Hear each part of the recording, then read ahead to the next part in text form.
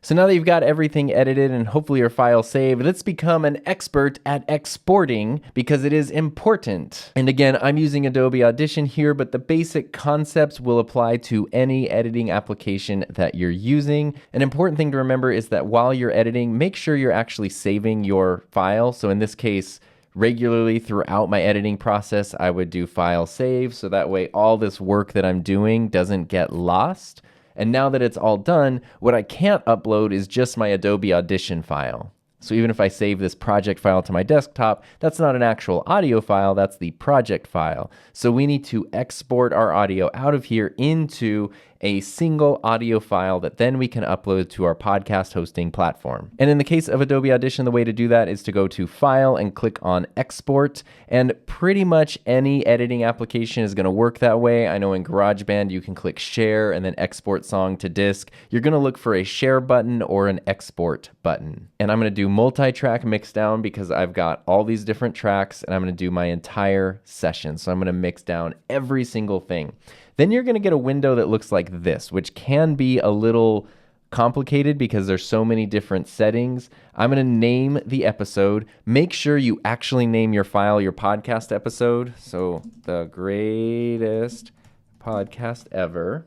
Because depending on how people listen to your podcast, the actual file name might pop up on their phone, on their car information display, wherever they're getting your podcast from, there's a chance they can actually see your file name. So it's a good idea to use the actual episode title as the file name. Your file format kind of depends. MP3s are the easiest audio format to use because they're small. The audio quality is still pretty decent. However, I would recommend saving your podcast as a WAV file if possible. The reason I say if possible is because some podcast hosts don't like WAV files. When we talk about the two that I'm going to recommend, you can upload WAV files to either, but a WAV file is higher quality. It is just a little bit bigger. And then you might be able to select your sample rate. In this case, I have 48,000 hertz, but that's also because I'm recording for video, and that's a more video compatible sample rate. CD quality is 44.1, so that's typically going to give you the best quality, but the higher your sample rate, the higher your quality, but also the larger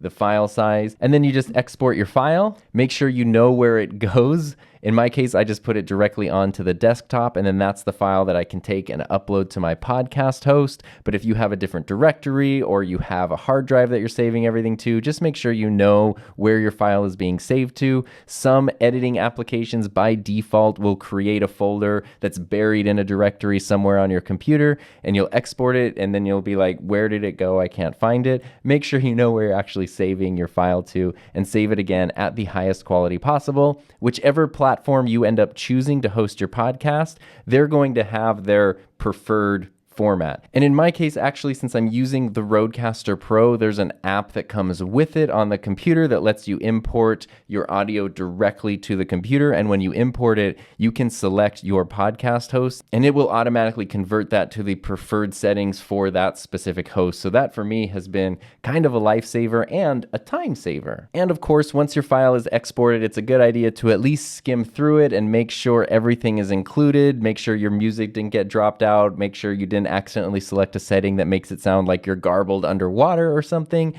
And once it is all set and you've checked it and it sounds great, then you're ready to head into section 4, distribution. Let's get that thing heard all the way around the world.